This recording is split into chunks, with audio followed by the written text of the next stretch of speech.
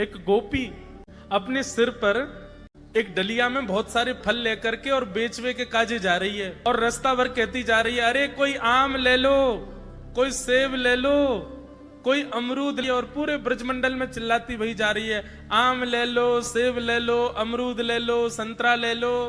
उस स्वर को जब नंद नंदन ने अपने नंद भवन में क्रीड़ा करते हुए श्रवण किया, नन्हे से गोपाल जी हैं, केवल 3 वर्ष की आयु है ठाकुर जी के, मोटे मोटे पाम, मोटे मोटे हाथ, ठाकुर जी को नेक्स सो पेट, बटुआ सो मुंह, और ठाकुर जी क्रीड़ा कर रहे हैं। और क्रीड़ा करते करते तोतली बाणी में यशोदा मैया ते कहने लगे, बोले मैया मैं फल खरीदवे जाऊंगा।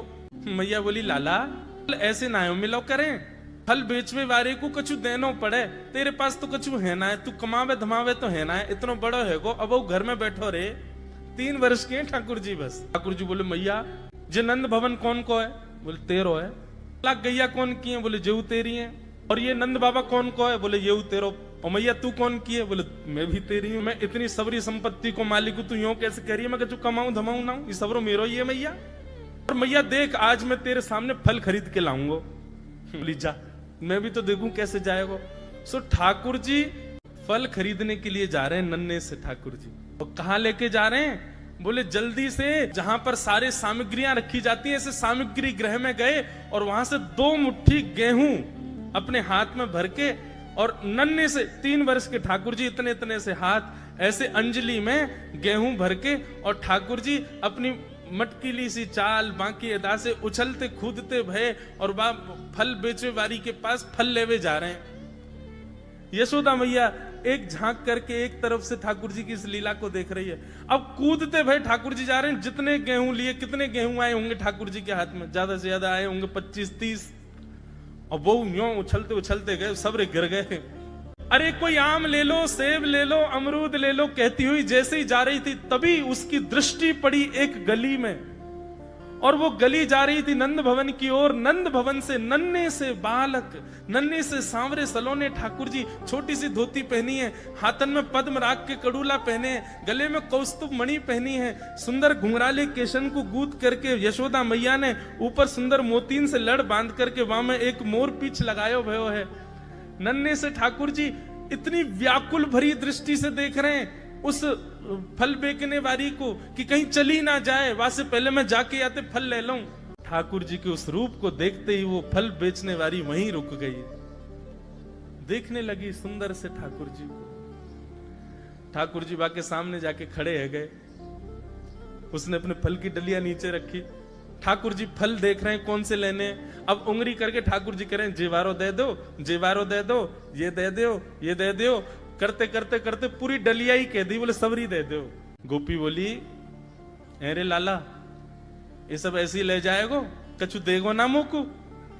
अरे ऐसे ना मिलो करे, कछु देनो पड़े, चल कछु दे मुकू तभी मिलेगी। ठाकुर जी बोले तो फिर रो काई क्यों रही है? मैं ऐसे थोड़ी लेके जाऊंगा, नंद बाबा को ला लाऊं, मेरी सभी संपत्ति है, मैं अपनी संपत्ति में से कछु हिस्सा तुमको दूंगा तब पल लेके जाऊंगा। अच्छा दियो, कहा देगो संपत्ति में? तो जितने गेहूं ठाकुर जी भर के लाए वहां में से केवल एक बचो ठाकुर जी के हाथ में। और ठाकुर जी मुट्ठी खोल के वो एक गेहूं ले में, और बड़े संकोच वश कि अब एक ही बचो, कहा करूं, ले जी है। उस एक गेहूं के दाने को अपने हाथ में लेकर के कोमल से ठाकुर जी की उस मुखाकृति को देख करके वो फल बेचने वाली की तो सुध बुद्धि चली गई। ठाकुर जी बोली अरे नजर लगावेगी मुकू, चल जल्दी फल दे दे। बोले फल दे तो तुम, लेके कैसे जाओगे? 4 आम के बराबर के तो तुम स्वयं हो, एक आम के ऊपर एक ऐसे 4 खड़े कर दूं तो इतने बड़े तो तुम खुद ही हो, कैसे लेके जाओगे? ठाकुर जी बोले बड़ी चिंता। तभी गोपी ने की अच्छा आओ मैं दूं।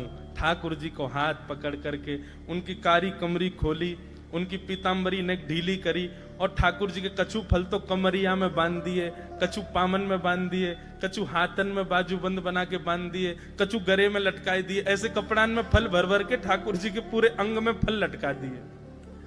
अब ठाकुर जी को पेट तो है गयो ऐसो, यहाँ ते कमर निकल रही है, पीछे ते निकल रहा है, पीछे बस्ता की तरह वहां में कपड़ा में फल बंधे भये हैं, हाथन में बाजू बंद में भी केला आदि आदि सब बंधे भये हैं। और ऐसे ठाकुर जी मटकते भये, उछलते भये, और बड़ो श्रम है रोए, उठा नहीं पा रहे पाम को, इतना भारी है गयो पाम। और जैसे तैसे खिसक खिसक करके नंद भवन की ओर जा रहे हैं। इस रूप को जब उस फल बेचने वाली ने देखा, उसने अपनी फल की डलिया उठाई और फल की डलिया उठा करके जब सिर पर रखी तो आगे चलते हुए नेत्र बंद हो गए। अब तो बस यही कहती जा रही है, गोपाल ले लो, कृष्ण ले लो, माधव ले लो, मधुसूदन ले लो, गोविंद ले लो, नंद जी को लाला ले लो।